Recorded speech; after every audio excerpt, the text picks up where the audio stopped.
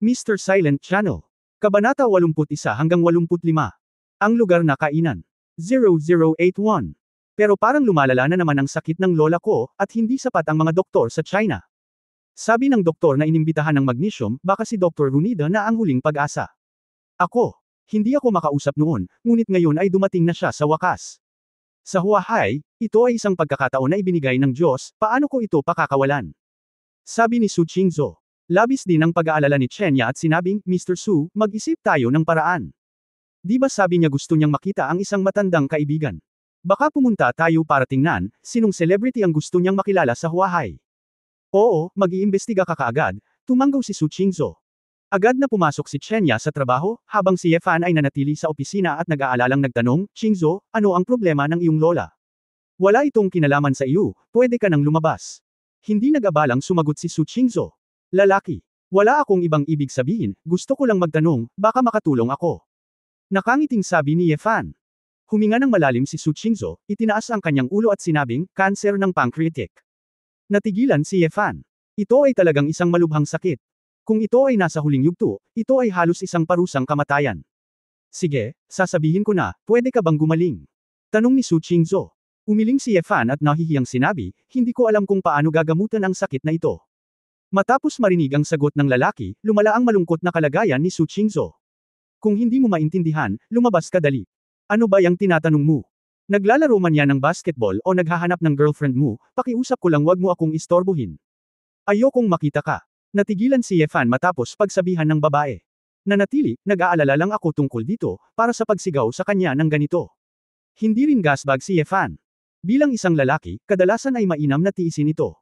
Imposibleng tiisin ang ugali ng babaeng ito sa lahat ng oras. Bagamat hindi niya alam kung bakit biglang naging masama ang ugali ng babae sa kanya, pakiramdam niya ay sapat na ang pagtitiis niya. Okay, pagkatapos ay pupunta ako, hindi mo pinagsisisihan na wala ako, galit na sabi ni Ye Fan. Matapos sumigaw si Su Qingzhou, talagang nalaman niyang napakalayo na niya, ngunit sa ilang kadahilanan, hindi niya lang makausap ng maayos si Ye Fan.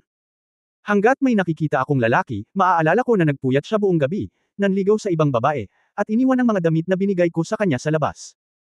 Logically, walang kinalaman sa kanya ang mga bagay na ito, employer lang siya, at empleyado lang ang mga lalaki hindi rin naman talaga sila boyfriend at girlfriend. It's. Kaya lang, walang awa na tumugon si Ye Fan sa kanya kaya hindi niya magawang humingi ng tawad. Huwag kang mag-alala, hindi ko kailanman pinagsisisihan ang sinabi ni Su Qingzhou, matigas na sabi ng babae. Umiling si Ye Fan, dahil pinilit ito ng babae, wala na siyang balak na magsalita pa, tumalikod na siya at lumabas ng opisina. Sa sandaling lumabas siya ng opisina, nakatanggap si Ye Fan ng tawag. Pagkatapos pakinggan ito, ang tamad na boses ng isang babae ay nagmula doon, Hoy, aking prinsipe, na-miss mo ba ako? Alam ni Ye Fan kung sino ito nang marinig niya ang pagbigkas na ito sa Ingles na may estilong Central European. Huwag kang masyadong mayabang, Florica, matanda ka na para maging lola ko, hindi ko na matiis ang paghilik mo, nakangiting sabi ni Ye Fan. Bastos ang palaging pag-uusapan ng edad ng isang babae. Bagamat ikaw ang aking nakatatanda, hindi mo ako maaaring atakihin ng ganito, hindi nasisiyahang sabi ni Florica. Napabuntong hininga si Ye Fan, kung alam mo na ako ang iyong nakatatanda, mag-usap lang ng seryoso, tandaan na tawagin akong Ye Fan, huwag mo akong tawagin sa mga dati kong pangalan. Got it, retired ka na, kaya mahal na Ye Fan, saan tayo magkikita? Ang tagal na kitang hindi nakikita, miss na kita. Hindi makapaghintay si Florica. Sabi ni Ye Fan, may kailangan akong harapin. Sabay tayong maghapunan mamaya. Pumili ng lugar at tandaan na huwag magdadala ng kahit na anong bodyguards. Ayokong maging masyadong halata. Nagmamadaling sabi ni Florica, nakita kong may McDonald's di kalayuan sa hotel na tinitirhan ko, tara kain na tayo. Talagang fan ka ng junk food, hindi ka ba napapagod kumain? Walang magawang sabi ni Ye Fan. Paano ako mapapagod? Hindi mo alam kung gaano ako kaawa-awa. Noong nasa Magnesia ako, hindi ako pinapakain ng mga katulong ko at ng pamilya ko. Gutom na ako at nauuhaw. Napalunok si Florica. Gustong imulat ni Ye Fan ang kanyang mga mata pagkatapos marinig ito, kaya hinayaan na lang niya ito, tinanong ang lokasyon ng hotel, at ibinaba ang telepono pagkatapos sumang-ayon sa oras. Pagkatapos, dumiretso si Ye Fan sa sales department at pumasok sa opisina ni Feng Yueying. Ang babae ay malinaw na hindi umalis sa trabaho ng napakaaga, at nakikitungo sa ilang trabaho. Nang makitang papasok si Ye Fan, hinaplos niya ang magulo niyang buhok at sinabing, bakit ka ba bigla-bigla na lang pumunta rito? Hindi ba kailangan mong magmaneho para kay President Su? Ang tao ay naruroon, lumakad at hinawakan ang mukha ng babae, hinahalikan ng maselang mapupulang labi. Nako, huwag mong gawin ito. Paano kung may pumasok? Kinulayan ng pink ang mukha ni Feng Yueying. Ngumiti si Ye Fan at sinabing, namimiss kita kapag hindi kita nakikita ng isang araw, kaya gusto lang kitang halikan. Parang hindi. Hindi ka ba masarap kumain kasama si Captain Shu sa tanghali? Narinig kong sinabi ni Lu Xiaolian at ng iba na kumakain ka kasama si Captain Shu araw-araw sa trabaho, ngunit talagang maganda si Captain Shu, tama ba? Tumingin si Feng Yueying sa lalaki na may kaunting malalim na kahulugan. Nagmamadaling sinabi ni Ye Fan, hindi yan si Yingying, maganda ka. Nakita ko si Kapitan Shu na kumakain ng kakaiba at malungkot na mag-isa. Magkaibigan tayo at kumain ng magkasama.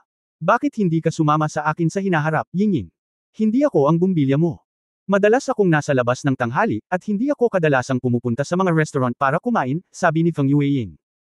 Si Ye Fan ay lihim na gama ng loob ng kanyang puso, kung sila ay talagang magkakasama, hindi ba't mabuti para sa kanya na tumingin ng casual? Ano ba ang hinahanap mo sa akin? Hindi na nagtanong pa si Feng Yueying, nagtitiwala pa rin siya kay Ye Fan sa kanyang puso, at si Shu Lingshan ay hindi ganoong uri ng magulo na babae. Sinabi ni Ye Fan, hindi ba ako nakahanap ng kaibigang doktor mula sa Magnolia? Nandito siya ngayon. Sabay tayong maghapunan kasama siya. Nandito na ang doktor. Saka bakit hindi mo sinabi sa akin ng mas maaga? Bibili ako ng isa. Ang mas magandang restaurant ay hindi makakapagtrato ng masama sa iba. Nagmamadaling sabi ni Feng Yueying. Hinaway-kaway ni Ye Fan ang kanyang kamay. Huwag, maaari kang sumama sa akin mamaya. Naayos ko na ito, kailangan mo lang na maging miyembro ng pamilya ng pasyente, magkita ka at makipag-chat. Nag-alinlangan si Feng Yueying, okay lang ba ito? Hindi ba magiging bastos na libangin mo ako? She wouldn't mind this. Kung makakita ka ng malaking restaurant para sa kanya at kumain ng masasarap na pagkain mula sa bundok at dagat, siguradong magagalit siya. Narinig ito ni Feng Yueying sa isang ulap, sa pag-iisip na ang doktor na ito ay kakaiba din, gusto mo ba ang mga maliliit na restaurant? Makalipas ang 1 oras at kalahati, lumabas si Ye Fan sa gym pagkatapos maglaro ng basketball, sumakay sa kotse ni Feng Yueying, at pumunta sa lugar kung saan siya nagkaroon ng appointment kay Florica. Alam din ni Feng Yueying na si Ye Fan ay nagpaplanong lumahok sa basketball game ng Huahai Industry and Commerce, at hindi niya maiwasang umasa sa gagawin ng lalaki. Pagdating niya sa McDonald's, si Feng Yueying ay ganap na natigilan, na lubos na naiiba sa kanyang naisip. Ang lugar na sinasabi mo ay McDonald's. Kabanata 0082 Masyadong bullying. 0082. Oo, tumango si Ye Fan at nagpaliwanag, siya ay isang malaking tagahanga ng junk food, gusto niya ang mga hamburger at fries, at kapag mas mura at mas mababang antas, mas gusto niya ito. Noong mga oras na iyon, ilang beses ko siyang nakitang kumakain ng $1 na burger ng Burger King, 2 hiwa lang ng tinapay, 1 hiwa ng karne, ilang hiwa ng adobo na pipino, makakain siya ng 7 o 8. Kakaibang tanong ni Feng Yueying, nabalitaan kong napakayaman ni Dr. Magnesia, bakit napakahirap ng kaibigan mo? Hindi siya mahirap, gusto lang niya ang lasa, dahil nakatira siya sa isang slum noong bata siya, at ang pinakamasarap na pagkain na maaari niyang kainin ay hamburger at fries. Bagamat yumaman siya noong lumaki siya, nanatili ang kanyang panlasa, sabi ni Ye. Sabi, naiintindihan ko, ang kinakain niya ay hindi pagkain, kundi damdamin, sabi ni Feng Yueying na may malinaw na ngiti. Inunat ni Ye Fan ang kanyang kamay at kinurot ang mukha ng babae, marunong talaga akong magsabi, karapat-dapat akong maging pinuno ng departamento ng pagbebenta. Huwag kang kurutin. Nakakahiya na makita sa kalye, nahihiyang reklamo ni Feng Yueying. Pumasok ang dalawa sa McDonald's at tumingin sa paligid. Hindi nagtagal ay nakita ni Ye Fan ang isang blonde na babae na nakasuot ng beige trench coat, ripped jeans at isang pickup sa isang sulok. Nasa harap ng babae ang 3 hamburger, 1 baso ng Coke, 1 baso ng juice, at 2 pakete ng French fries. Ang punto ay, ang babae mismo ay kumagat na sa isang hamburger, nanginginig ang kanyang mga paa sa sobrang kalasinggan habang kumakain. Florica, hinailan ni Ye Fan si Feng Yueying at umupo sa tapat ng babae. Inangat ng puting babae ang kanyang ulo, nakita si Ye Fan, ngumiti sa pagkagulat, at dumura ng ilang mumo. Ye Fan, bakit ka nandito? Kalahating oras akong naghintay sa iyo, at hindi ko napigil ang kumain muna. Ang sarap ng ganitong burger na may blue thin mushroom. Narinig ko na. Hindi karaniwang kumakain ng hamburger si Ye Fan, kaya hindi niya alam kung ano ang sinasabi ng babae. Dinala niya si Feng Yueying sa harapan ng Florica at direktang nagpakilala, halika, kilalanin mo siya, siya ang Feng Yueying na binanggit ko kanina, at ang kanyang kapatid na si Feng Xiaowei ang pasyente na gusto mong gamutin. Si Feng Yueying ay maingat na tinitingnan si Florica, nalaman niyang ang babaeng ito ay medyo kakaiba, ang kanyang mga tampok sa mukha ay puno ng three-dimensional na pakiramdam ng isang babaeng kanluranin, na may mataas na tulay ng ilong, isang matangos na baba, at isang pares ng asol na kayumanggi na mga mata. Talagang may puting kagandahan na may mataas na rate ng pagbabalik sa kalye. Hello, ang pangalan ko ay Feng Yueying, ikinagagalak kitang makilala, Dr. Runida. Tinanong ni Feng Yueying ang pangalan ng babaeng doktor bago pumasok sa pinto. Gayunpaman, hindi alam ni Feng Yueying na ang babaeng nasa harapan niya na mukhang palpak at kumakain ng murang Western-style fast food ay isang higanti sa larangan ng medisina na hindi nakikita ng hindi mabilang na mayayaman at sikat na tao. Tawagin mo na lang akong Florica, girlfriend ka ni Ye Fan, huwag kang magalang sa akin. Kinagat ni Florica ang hamburger at dinilaan ang labi. Namula ang mukha ni Feng Yueying, at binigyan niya ng puting tingin ang lalaki. Siguradong sinabi sa kanya ni Ye Fan iyon, kailan siya naging babae niya. Florica, sinabi ko sa'yo na huwag kang magpakababo at hindi ka hinayaang magbihis bilang isang taong walang tirahan. Sa tingin mo ba ay mapapalibutan ka ng mga reporter pagkatapos kumain ng McDonald's? Umiling si Ye Fan. Sa tingin mo gusto ko? Ewan ko ba? Sikat na pala ako sa Zia Country. I made a dozen calls and said they want to see me. Wala akong panahon para pakialaman sila. Kung hindi mo ako tinawag, nandito pa rin ako. Ginagawa ng Rochester ang aking bagong pananaliksik, sabi ni Florica. Nang marinig ito ni Feng Yueying, sumimangot siya at bumulong sa Chinese sa tabi ng tenga ni Ye Fan, bakit hindi mo sinabi sa akin na sikat na doktor si Florica? Akala ko isa siyang ordinaryong doktor na gumagamot ng mga pasyente ng halaman. Sikat ba siya at may malaking karelasyon? Anyway, you can just treat her as a close friend, everyone is on your own, and you don't need to see outsiders. Sabi ni Ye Fan. Nagalak si Feng Yueying sa kanyang puso. Dahil sikat na doktor ang kabilang partido, mas may pag-asa ang kanyang nakababatang kapatid. Dr. Florica, nabasa mo na ba ang medical records at impormasyon ng kapatid ko? Kumusta ang kalagayan ng kapatid ko? Tanong ni Feng Yueying. Napuno ang bibig ni Florica, at malabo niyang sinabi habang kumakain, hindi maganda, pero hindi naman sa walang pagkakataon, malalaman ko ang mga detalye pagkatapos ng inspection, gamit ang pinakabagong siyentipikong pamamaraan, kaya ibigay mo ang impormasyon ay hindi talaga makabuluhan. Ibig sabihin ba niya na idalhin agad ang kapatid ko sa magnesium?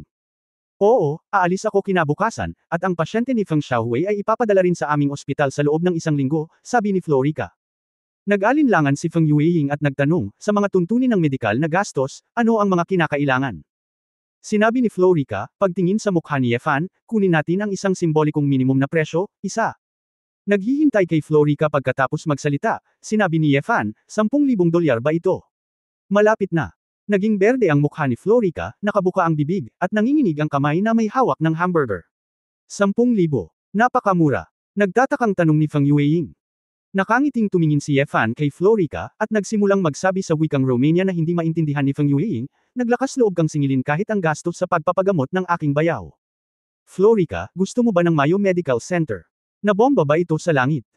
Napalunok si Florica at sumagot sa wikang Romanian sa pagkadismaya, $10,000,000 ang pinakamababang presyo, at maniningil ako ng 5 milyon para sa prinsipe ng Saudi na makakita ng sipon, ngunit ikaw isang taong mayamang sapat upang karibal ang bansa, napakabuling para hindi magbigay ng ganoong kaliit na halaga ng pera.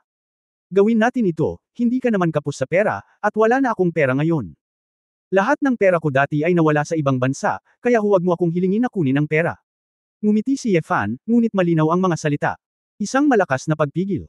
Malungkot na bumulong si Florica, okay, sino ang gumawa sa iyo na isang prinsipe at aking nakatatanda, isipin mo na lang na ipapadala kita at itong Miss Feng para sa isang kasal ng maaga. Iyan ang totoo. Ngumiti ng masama si Ye Fan, ang lokong babaeng ito ay umaasa pa rin nakikita siya ng kayamanan, panaginip lang ito. Pinakinggan ni Feng Yueying ang pag-uusap nilang dalawa, ngunit hindi niya maintindihan, ano ang pinag-uusapan niyo? $10,000 talaga ito. Nagkamali ka ba? Sabi ni Florica, 10,000, kasi mataas ang subsidy ng center natin, Miss Feng, hindi mo na kailangang mag-isip masyado. Kung gayon, anong wika ang ginamit mo ngayon? Sinadya mo bang ibaba ang presyo para sa akin? Ako ay makonsensya tungkol dito, sabi ni Feng Yueying na nakakunot ang noo. Nako, sa Romanian iyon. May kausap ako sa kanya tungkol sa ilang mga personal na bagay. Tungkol ito sa kanyang guro. Okay lang na pag-usapan namin ang tungkol sa presyo. At saka, kailangan bang magbayad ng doktor para sa pagpapagamot ng doktor? Ito ay isang buko sayon, nakangiting sabi ni Ye Fan. Bagamat labis ang pagkabalisa ni Florica, sinabi rin niya, oo, Miss Feng, huwag masyadong mag-alala tungkol sa pera. Bagamat naramdaman ni Feng Yueying na ang bagay na ito ay hindi dapat gaanong simple, ngunit si Florica ay pumatay ng $10,000, hindi siya gaanong sinabi. Hindi ko inaasahan na magsasalita ka ng Romanian bilang karagdagan sa Ingles at Pranses. Ilang wika ang alam mo? Lalong nadama ni Feng Yueying na ang pagkakakilanlan ng isang lalaki ay mahiwaga at hindi mahuhulaan, hindi lamang sa wika, kundi pati na rin sa pagkilala sa isang makapangyarihang doktor. Chapter 0083 Ilang taon na ang taong ito? 0083 Malabo na sinabi ni Ye Fan, hindi ko alam, hindi ko pa ito nakalkula ng detalyado. Gayunpaman, ang wika ay isang kasangkapan, at ito ay kapareho ng pagkakaroon ng ilang mga wrenches at screwdriver sa kamay. Walang espesyal tungkol dito. Galit na sinulyapan siya ni Feng Yueying, alam niyang ayaw pag-usapan ng mga lalaki ang mga bagay na ito, kaya hindi na siya nagtanong pa. Gayunpaman, sa pag-aakalang makikita ni Florica ang kanyang kapatid sa magnesium sa hinaharap, nararamdaman pa rin ni Feng Yueying na dapat niyang malaman ang higit pa tungkol sa sikat na doktor na ito. Dr. Florica, mukhang napakabata mo. Kung nakilala kita sa kalye, hindi ko akalain na isa ka ng sikat na doktor. Dapat ay isang batang talento na kabilang sa medikal na paaralan, sinserong sabi ni Feng Yueying. Ubo-ubo, si Ye Fan, na umiinom ng coke, ay hindi napigil ang mabulunan. Nang marinig ito ni Florica, masaya siyang ngumisi, talaga. Saka hulaan mo kung ilang taon na ako. Tila para mas maging husgado si Feng Yueying, hinubad din ni Florica ang cap, hinaplos niya ang kanyang blonde na buhok.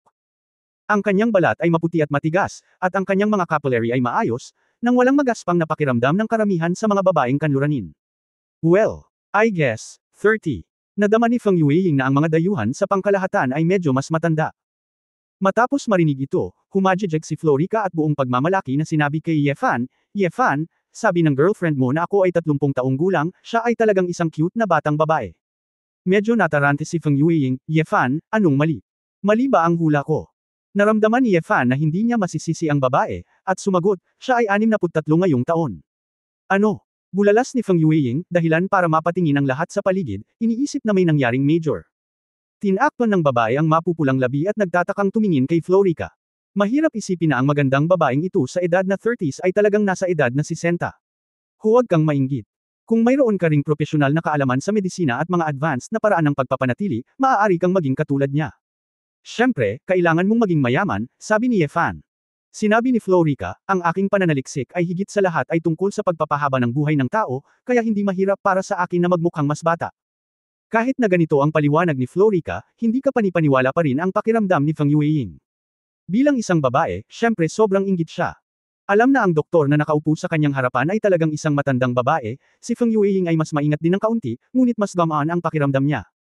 Pagkatapos ng lahat, ang kabilang partido ay isang matandang doktor. Pagkatapos kumain ng magkasama sa McDonald's, nagpaalam ang dalawa kay Florica, at gumawa ng appointment bukas ng umaga na pupunta si Florica sa lugar ni Feng Yueying upang makita si Feng Xiaowei. Inihatid ni Feng Yueying si Ye Fan pabalik sa Beilu County. Habang nasa daan, ang babae ay nasa isang komplikadong mood, at paminsan-minsan ay sumulyap siya kay Ye Fan. Kahit na ang iyong kasintahan ay napakagwapo, hindi mo kailangang panoorin ito sa lahat ng oras, sabi ni Ye Fan. Oy, hindi pa ako nangako na magiging girlfriend mo, sabi ni Feng Yueying. Walang silbi kung hindi mo aaminin, pumayag ka na sa puso mo, ngumiti si Ye Fan. Kinagat ni Feng Yueying ang kanyang ibabang labi, mainit ang kanyang mukha, natahimik siya sandali, at sinabing, Ye Fan. Salamat. No need to thank you, kailan mo ako ipagluluto? Tanong ni Ye Fan sabay kindat. Ngumiti si Feng Yueying at sinabing, nitong weekend lang, pumunta ka sa bahay ko, at sabay tayong mamili at gumawa ng masasarap na pagkain. Pangako iyon. Masaya si Ye Fan. Pagpunta sa bahay ng babae, may magagawa ang dalawang mundo para mas paglapitan sila. Ngunit matapos mawala ang ngiti ni Feng Yueying, nag-isip pa rin siya, at tila may hindi maiiwasang pag-aalala na namuo sa kanyang mga mata. Nagtaka si Ye Fan, Yingying, may iniisip ka ba? Huwag kang mag-alala sa pagpunta ng bayaw ko sa magnesium. Umiling si Feng Yueying at nag-aatubili ng umiti, hindi. Iba ang hitsura ni Dr. Florica, ngunit nararamdaman ko na siya ay dapat na isang magaling at responsableng doktor. Kaya lang. Nakita ko siya ngayon, kasama ka. Noong nagsasalita ako sa Romanian, bigla kong naramdaman. Parang hindi ko na kayang pasukin ang mundo mo. Nagulat si Ye Fan, hindi niya inaasahan na pag-iisipan ito ng mabuti ni Feng Yueying, at natural na naiintindihan niya ang ibig sabihin ng babae. Hindi ka ba nag-aalala sa nakaraan ko? Tanong ni Ye Fan. Hindi naman sa nag-aalala ako, pero bigla akong nakaramdam ng distansya, mahinahong ngumiti si Feng Yueying. Sinusubukang hikayatin ni Ye Fan ang isang babae na pigilan ang kanyang pag-iisip, ngunit bigla niyang naramdaman na may mali. Ang kotse ay nagmamaneho sa isang tuwid na kalsada na may isang intersection ng traffic light sa unahan. Gayunpaman, isang malaking truck ang biglang sumugod sa kanila anuman ang pulang ilaw. Medyo matamlay ang reaksyon ni Feng Yueying. Tila hindi siya masyadong nag-iisip, ngunit likas na napagtanto ni Ye Fan na tiyak na hindi ito isang aksidenteng paglabag sa trapiko. Yingying, tumigil ka. Ha! Tumigil ka at tumigil ka. Sumigaw muli si Ye Fan, at napagtanto ni Feng Yueying na hindi maganda ang sitwasyon, kaya nagmamadali siyang bumagal at gustong itabi ang sasakyan. Ngunit ang malaking truck ay biglang bumilis at marahas na binangga ito. Ah! Napasigaw si Feng Yueying, ang kanyang magandang mukha ay namutla sa takot, ang kanyang katawan ay biglang nanigas. Nang makitang malapit ng tamaan ang Audi sa loob ng wala pang 3 segundo, tinanggal ni Ye Fan ang seatbelt ni Feng Yueying gamit ang isang kamay, binuksan ang pinto gamit ang kabilang kamay, at pagkatapos ay binuhat ang babae gamit ang dalawang kamay. Sa susunod na saglit, tumalon si Ye Fan mula sa kotse kasama ang babae sa kanyang mga braso. Bagamat may inertia pa rin ang sasakyan, pinatatag ni Ye Fan ang kanyang katawan nang hindi nakakagawa ng dalawang hakbang. Ang driver ng truck ay tila napagtanto na si Ye Fan at ang dalawa ay bumaba sa kotse, at bahagyang inikot ang ulo ng truck, at ang truck ay bumangga sa gilid ng flower bed kung saan silang dalawa. Bagamat madilim, may mga dumadaan pa rin na nakakita sa tagpong ito sa ilalim ng pag-iilaw ng mga street lights. Maraming tao ang bumulalas, iniisip na ito ay papatay ng mga tao. Paralisado ang buong katawan ni Feng Yueying sa mga bisig ng lalaki, nakaramdam lamang siya ng nakakasilaw na liwanag sa harap ng kanyang mga mata, hindi siya naglakas loob na isipin kung ano ang susunod na nangyayari, blanko ang kanyang isip. Ang mga mata ni Ye Fan ay parang mga kutsilyo, at ang kanyang ekspresyon ay sobrang kalmado. Sa sandaling ito, hawak niya ang babae, ang isa ay gumalaw sa gilid, at kasabay nito, ang isang kamay ay tumulak sa gilid ng ulo ng truck. Isang katamtamang laki ng truck na may buong timbang na 6 o 7 tonelada ang nahawakan ng kamay ni Ye Fan ng ganito, at ang mga gulong ay direktang tumaas mula sa lupa. Bang! Sa isang malakas na putok, inakala ng lahat na dudurugin ng truck ang masipag na mag-asawa, at ang dalawa ay magiging mga bangkay sa kalye. Gayunpaman, ang nakakapagtaka ay imbes na matamaan silang dalawa, ang truck ay tumalikod at direktang tumama sa flower bed, at pagkatapos ay naging deformed. Isang malakas na ingay lang ang narinig ni Feng Yueying at umihip ang malakas na hangin, ngunit walang nangyari. Nang maingat niyang itinaas ang kanyang ulo, nalaman niyang nakatingin sa kanya si Ye Fan ng may maamong tingin. Ayos lang, nandito naman ako. Ngumiti si Ye Fan. Biglang namula ang mga mata ni Feng Yueying, nanginginig ang kanyang maselang katawan, at nasasakal siya, ngunit hindi siya makaiyak. Ang ganitong uri ng karanasan tulad ng pagtakas mula sa kamatayan ay talagang nakakatakot. Chapter 0084 Bakit hindi mo sinasagot ang telepono? Maraming dumaraan ang nagtipon noong 0084. Namangha sila dahil kitang-kita na nila noon na sasangga silang dalawa ng truck. Paanong parang naghahalusinate sila, at payapa naman silang dalawa sa isa't isa. Magiliw na niyakap ni Ye Fan ang babae, inaliw siya, pagkatapos ay naglakad patungo sa truck at binuksan ang baluktot na pinto. Duguan ang driver sa loob, tila nabutas ng tadyang ang kanyang dibdib, at namatay siya sa lugar. Tiningnan ni Ye Fan ang figure ng nagmamanehong lalaki, at ang kanyang mga kamay, at nalaman na siya ay isang Lianjiazi, at may mga halatang bakas ng paghawak ng baril, kaya hindi niya maiwasang mapasimangot. Killer. Ungol ni Ye Fan, nagtataka sa kanyang puso, sino sa huli ang gustong pumatay sa kanya. Kung tutusin, kung gusto mong patayin si Feng Yueying, mas maginhawang maghintay sa babae ng mag-isa. Sa pagkakataong ito, tumakbo ang isang dumadaan at nag-aalalang nagtanong, Kuya, ayos ka lang ba? Patay na ang driver na ito, paano siya magmaneho ng ganito? May diskusyon. Natural na inisip ng masa na ito ay isang ordinaryong aksidente sa sasakyan. Hindi nag-abala si Ye Fan kung may tumawag sa pulis, dahil naisip niya ang isang napakasamang sitwasyon.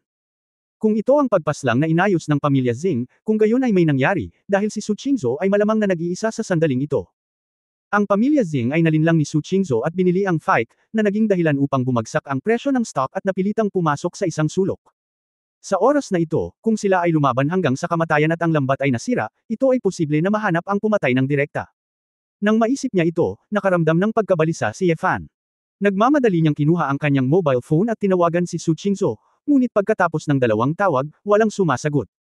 Lalong nabahala si Ye Fan sa kanyang puso. Hindi kaya isang araw lang siyang lumayo at may nangyari sa babae. Agad niyang tinawagan muli ang tahanan ng Belu County, at kinuha ito ni Tia Jiang. Hoy, Ye Fan, ano ang problema? Tita Jiang, nakabalik na ba si Qingzhou? Nagmamadaling tanong ni Ye Fan. Miss, tumawag siya ngayon at mag-o-overtime daw siya, kaya hindi pa siya bumabalik. Si Ye Fan ay may masamang premonition sa kanyang puso, kaya ibinaba niya ang telepono at tumakbo kay Feng Yueying at sinabing, Ying-Ying, tawagan mo muna ang iyong sarili. Bumalik ka. Gusto kong bumalik sa kumpanya. Tumama sa tabing kalsada ang Audi na kotse ni Feng Yueying dahil hindi pa ito huminto, at wala itong silbi. Ngunit ngayon ay wala nang pakialam si Feng Yueying sa kanyang sasakyan at nagtanong, si Mr. Su kaya? Tumanggo si Ye Fan, at walang sinasabi, tumalikod siya at tumakbo sa direksyon ng kumpanya. Nang makita ang nag-aalala at nag-aalalang hitsura ng lalaki, naramdaman ni Feng Yueying ang kakaibang pakiramdam sa kanyang puso, ngunit hindi siya nagsalita at pinanood ang lalaki na mabilis na umalis.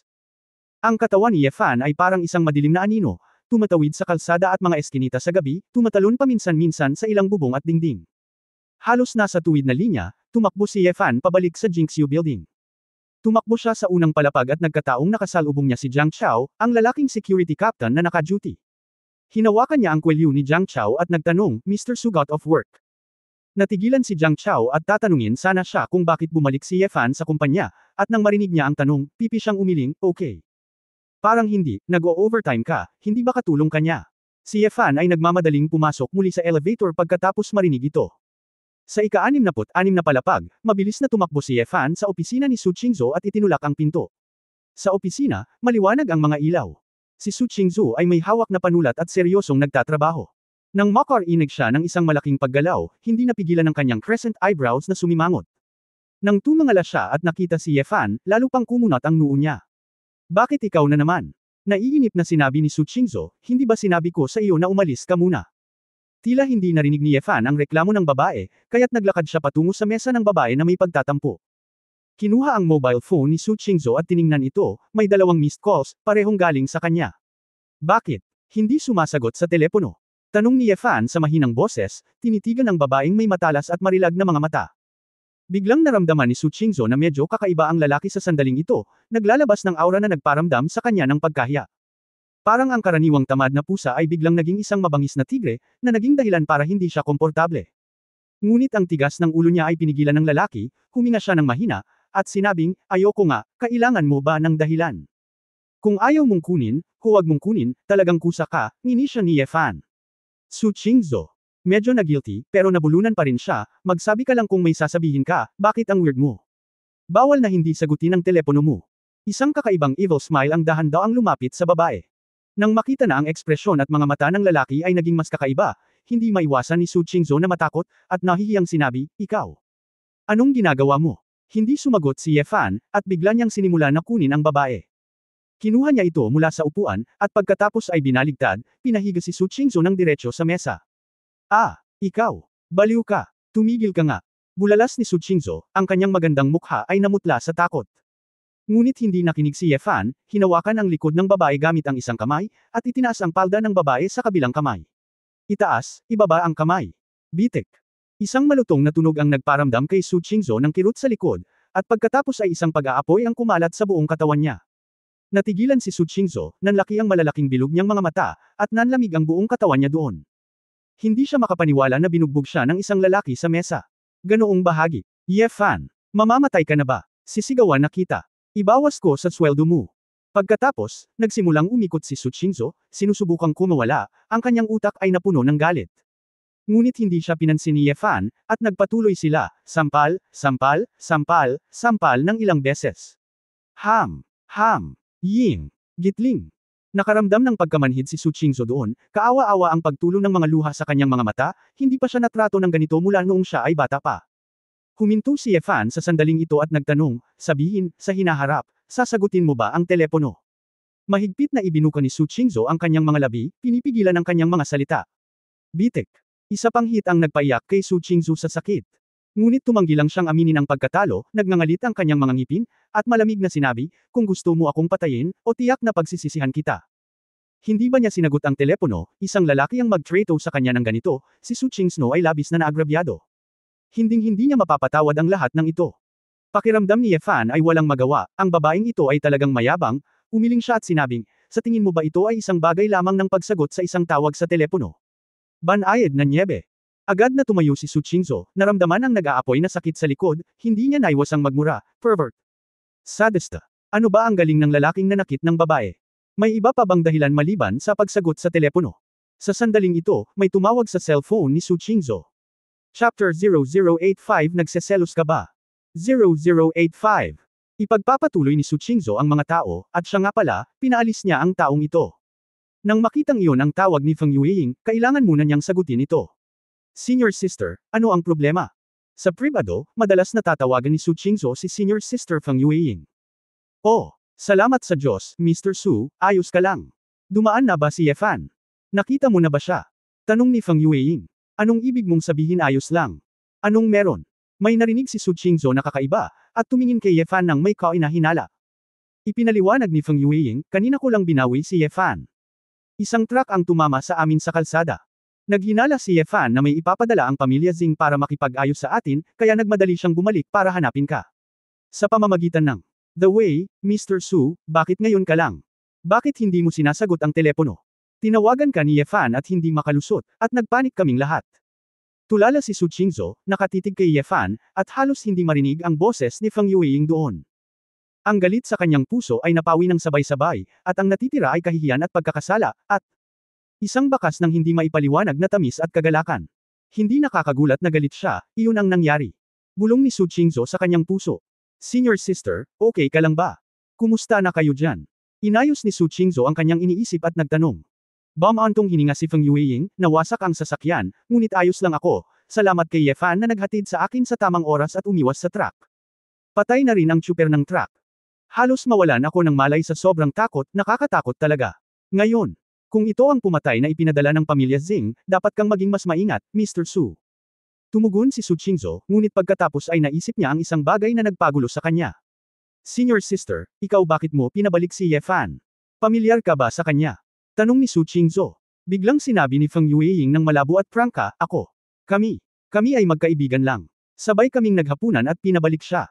Oh, ganun ba? Hindi na nagtanong pa si Su Qingzhou, may naririnig na siya, at may kakaibang tingin sa kanyang mga mata.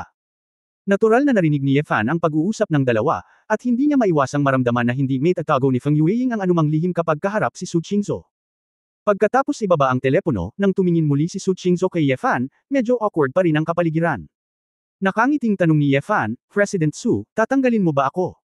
Si Su Qingzhou ay umubo ng 2 beses, hinihimas ang kanyang buhok, siya ay nagkaroon ng isang walang kamali-mali at magandang mukha na may mahinang pamumula. Tingnan mo. Para sa kapakanan ng iyong katapatan, ililibre kita sa pagkakataong ito. Maging si Su Qingzhou ay nadama na wala siyang tiwala sa kanyang sinabi, at hindi siya nang ahas na tingnan ang lalaki, at ang kanyang mukha ay naging sobrang init. Kapag ang isang babae ay nahihiya, siya ay parang bulaklak ng peras na may ulan, isang lotus na may hamog, at isang diwata na bumababa sa lupa. Hindi napigilan ni Ye Fan na mapabuntong hininga, kung ang batang babae na ito ay makapagsalita ng maayos araw-araw, huwag magalit, at paminsan-minsan ay kumilos na parang spoiled brat sa kanya, siya ang magiging perpektong pagpipilian na magpakasal sa isang asawa. Hindi sa banggitin ng anumang bagay, maaari kang mabuhay ng higit sa 10 taon sa pamamagitan lamang ng pagtingin dito. Napakasarap ipanganak na katulad ng kapatid na engkanto. Sayang lang talaga itong bully na ugali, kasabay ng sakit ng prinsesa paminsan-minsan, ay hindi talaga kayang hindi mag-pump sa kanyang puwet. Siyempre, huminahon si Ye Fan at nag-isip tungkol dito. Nung nataman siya ngayon lang, that feeling. Sok, nothing to say. Kung totoong ang 2 beses siyang makakalaban ng ganito, halos magtiis ang babae sa init ng ulo niya. Hoy! Anong tinatawa-tawa mo? Nag-iisip ka na naman ba ng maruruming bagay? Galit na sabi ni Su Qingzhou. Bumalik sa katinuan si Ye Fan at masayang sinabi, hindi, iniisip ko kung ang pumatay kanina ay ipinadala ng pamilya Zing. Kahit sino ang nagpadala nito, kailangan mong mag-ingat. Minsan, maaaring 2 o 3 beses, sabi ni Su Qingzhou. Tinapik ni Ye Fan ang kanyang dibdib, huwag kang mag-alala, hanggat nasa tabi mo ako, iingatan kitang ligtas. Binigyan siya ni Su Qingzhou ng isang puting tingin, sino ang naniniwala sa iyo, huwag kang malagay sa panganib na protektahan ang iyong sarili. Paano kaya, ang isang makapangyarihang kasintahan na tulad ko ay makakakain, makakainom at makakapaglaro sa akin? Nakikita ko ang aking mga magulang na sumasamba sa aking mga ninuno, at maaari akong pumunta sa kusina upang painitan ang kama at protektahan ang aking kasintahan. Iyon ay isang piraso ng cake, sabi ni Ye Fan. Ang gulo. Kailangan ko pang magtrabaho, manatili ka sa tabi, huwag mo akong pakialaman. Galit na sabi ni Su Qingzhou. Sinabi ni Ye Fan, anong oras na? Nagtatrabaho ka pa ba? Kumain ka na ba ng hapunan? Hindi ako kakain kung hindi pa ako tapos, sabi ni Su Qingzhou. Kinusot ni Ye Fan ang kanyang mga mata, maaaring matapos ang trabaho mamaya, ngunit ang mga tao ay bakal at bakal. Kung magpapatuloy ka sa ganito, mag-iingat ka na magkaroon ng mga problema sa tiyan. Nakakainis ka ba? Hindi daw ako kumakain. Nagreklamo si Su Qingzhou. Itinaas ni Ye Fan ang kanyang kamay, kung hindi mo ito kakainin, maniwala ka man o hindi, sasampalin kita muli. Ikaw, ang lakas ng loob mo. Hindi sinasadya ni Su Qingzhou na tinakpan ng 2 kamay ang likod ng kanyang palda, at may kaunting bakas pa rin doon. Masakit, sino ang nagpalamang sa kanya doon? Ang taong ito ay hindi naaawa kay Xiangxiu, at sa sandaling ito, tiyak na maunlad siya sa likuran niya. Sa tingin mo ba maglakas loob ako? Dahan-daang lumapit si Ye Fan sa babae, ngumiti ng masama. Si Su Qingzhou ay walang kinalaman sa mga lalaki. Sa totoo lang, talagang natakot siya, at gutom na gutom siya. Sige, para sa kapakanan ng iyong konsensya ngayon, kakain muna ako, sabi ni Su Qingzhou. Napangiti si Ye Fan ng walang magawa, kailangang magpanggap ang babaeng ito, ngunit wala siyang pakialam, gayon paman, maghapunan na lang ng masunurin. Pagkatapos mag-impake ng mga gamit, bumaba ang dalawa sa garahe, at pinaandar ni Efan ang kotse papunta sa malapit na shopping mall. Huli na at hindi na nararapat na bumalik at hayaan si Tita Jiang na gawin ito. Balak ni Efan na maghanap ng kalapit na lugar na may maraming restaurant para makakain. Pagkapasok sa mall, tinanong ni Efan ang babae, ano ang gusto mong kainin? Tumingin si Su Qingzhou sa paligid, ngunit hindi sumagot, sa halip ay nagtanong siya, ano ang nakain mo kasama si Minister Feng? Natigilan si Efan, ito ay may kinalaman ba ito sa kinakain mo? Hindi ko lang pwedeng itanong. Bakit ka ba curious dito, nagseselos ka ba? Nakangiting tanong ni Efan. Kumain ka ng malaking bastard. Kinagat ni Su Qingzhou ang kanyang mga pilak ng ngipin at sinabi, may gusto lang akong kainin. Napakamot ng ulo si Efan, lumingalinga sa paligid, nakita ang isang tindahan na tinatawag na, Yule Dessert, pumalakpak ang kanyang mga kamay at sinabing, oo, hindi ka ba mahilig sa mga donut, tila nagbebenta sila doon. Nakabenta doon ang mga donut. Nang marinig ni Su Qingzhou ang tatlong salitang ito, para itong bumbilya sa kanyang malalaking mata. Tumingin siya sa likod, at sigurado, sa dessert shop, may mga pastry sa iba't ibang format, kabilang ang mga donut na may higit sa 100 lasa. Nang malapit na siyang sumang-ayon, naramdaman ni Su Qingzhou na hindi ito tama. Matapos pag-isipang mabuti, ang paraan ng pagkain niya ng donut ay nakita ng isang lalaki noong nakaraan, iisipin ba niyang tanga ito? Ano ang ginagawa mo kapag tinatawanan mo ang iyong sarili? Hindi pwedeng lokohin siya. Kaya, tumahimik si Su Qingzhou at sinabing casual, mga donut para sa hapunan. Hindi ito angkop. Pagtatapos ng kabanatang ito. For more videos, please like, share and subscribe.